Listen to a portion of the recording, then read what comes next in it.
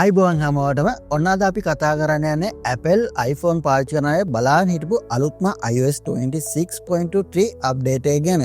Apple සමාගම මේ පාර හිතාගන්න බැරි විදිහ වෙනස්කම් කිහිපයක් මේ අප්ඩේට් එකෙන් කරලා දීලා තියෙනවා. විශේෂයෙන්ම Android පාවිච්චි කරන අයටත් මේක වැදගත් වෙනවා. ඉතින් ඔයා iPhone එක පාවිච්චි කරන කෙනෙක් නම් එහෙම නැත්නම් අලුතෙන් iPhone එක පාවිච්චි කරන්න හිතාගෙන ඉන්න කෙනෙක් නම් මේ වීඩියෝ එක අවසාන වෙනකම් බලන්න. අපි අද බලමු මොනවද මේ iOS 26.3 වල තියෙන අලුත්ම ෆීචර්ස් කියලා. පළවෙනි සහ වැදගත්ම වෙනස තමයි Android වලට දත්ත මාරු කිරීම.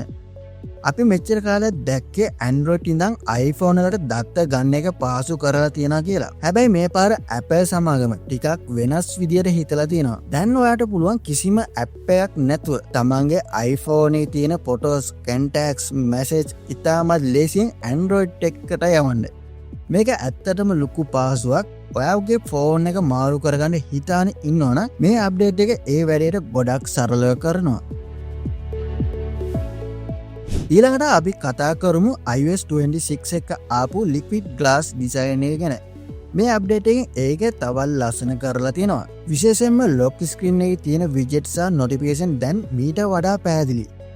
අලුතෙන්ම එකතු කරලා තියෙන transparent slider එක හරහා ඔයාට පුළුවන් lock screen එකේ තියෙන alignment කොච්චර විනිවිද පේන්න ඕනද කියලා තීරණය කරන්න. මේකෙන් ඔයාගේ wallpaper එකේ තියෙන ලස්සන තවත් වැඩි කරගන්න පුළුවන්. අපි හැමෝම iPhone එක පාවිච්චි කරන්නේ security ගැන තියෙන විශ්වාසය නිසානේ. iOS 26.3 වලදී Apple සමාගම security දෝෂ 39ක් විතර නිවැරදි කරලා තියෙනවා. ඒ වගේම privacy report එක දැන් මීට වඩා විස්තරාත්මකයි. ඔයාගේ apps මොන වෙලාවටද location එක හරි mic එක හරි පාවිච්චි කළේ කියන එක ඉතාමත් පැහැදිලිව මේකෙන් බලන්න පුළුවන්. ඒ නිසා මේ update එක දාගන්න එක ඔයාගේ දත්වල ආරක්ෂාවට ගොඩක් වැදගත්.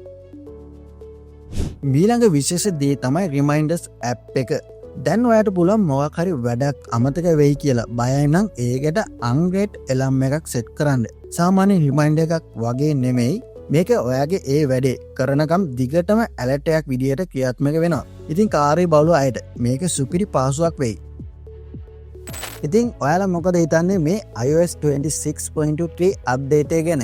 මේනුටත් ඔයා මේ අප්ඩේට් එක දාන ඉන්න කෙනෙක් නම් ඔයාගේ එක්ස්පීරියන්ස් එක පහලින් කමෙන්ට් කරන්න. ඒ වගේම වීඩියෝ එක ලයික් කරන්න, ඒ වගේම රුවන්ටෙක් YouTube channel එක subscribe කරන්න අමතක කරන්න එපා. එහෙනම් මේ වගේ වීඩියෝ එකකින් ඉක්මනට හමුවෙමු. හැමෝටම සුබ දවසක්.